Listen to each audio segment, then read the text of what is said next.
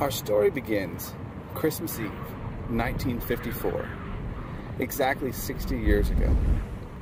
A drunken man walks down our alley. The smell of garlic and fish is strong. Also in the alley is a man's wife and children. Even though it is dark and cold, the children are excited for the evening. It's almost Christmas after all. But why are they here? What brought them? To find out, we must go back in history a ways. Back to the 1850s, when the railroad came to Greensburg, bringing new businesses and greatly increasing opportunity. That, combined with poor prospects in Italy, brought a wave of Italians to the area from the late 1870s to the 1920s.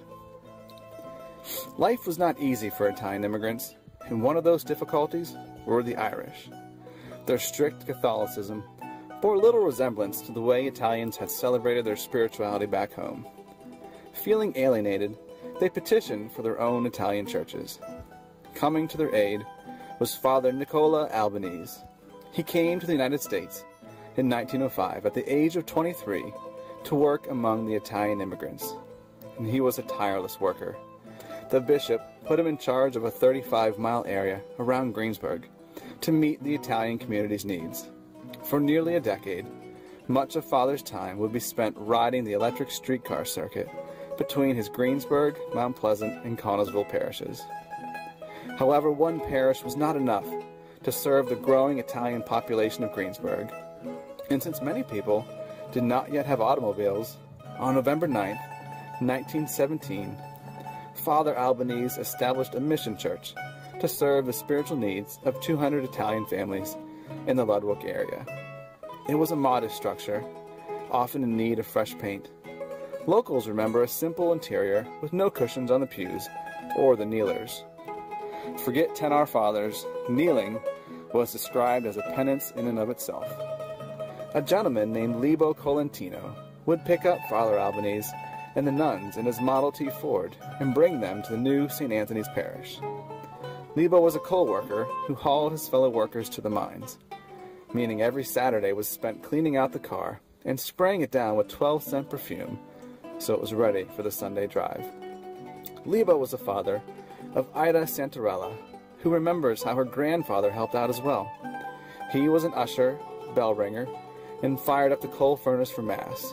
He was even an altar boy, if the altar boy forgot to show up. Her grandmother washed the church linens and had Ida and her friends dust the pews each Sunday. Ida recalled how the homily was said in both Italian and broken English by Father Albanese. She attended St. Anthony's as a child, grew up, and was married there February 2nd, 1952, and her first child was baptized there as well. A local boy, Don Guerreri, recalled being an altar boy there, and Father giving them 5 pennies for serving Mass. The altar boys used to enter the sacristy by way of our alley, through the back door of the church, a door in our backyard. And now we are back to where we began. 1954, a family walking to Mass down our alley. Once inside, the children will be up front under the watchful eye of Father Albanese. The husbands will be nodding off, drunk from Christmas wine. The smell of garlic and fish is strong in the church, still wafting off of everyone's clothes from their Christmas dinner. It will be the last gathering of St. Anthony's near Christmas time. It will be combined with another church in 1955. I asked Ida if she remembered the Italian community feeling alienated by the Irish Catholics. She said no, and added we believed in one God. At first, I didn't see the connection, but as I reflected, it made sense. The Italians may have started St. Anthony's Parish because they were not comfortable with the strict Irish Catholicism. But what kept them there was not a desire to be separate from the Irish, but the desire we all feel more strongly this time of year, to gather and to celebrate the gift received from the one true God. Kind of fitting that a Signora Meravigliosa and an old Irish Catholic would tie this story together. Merry Christmas.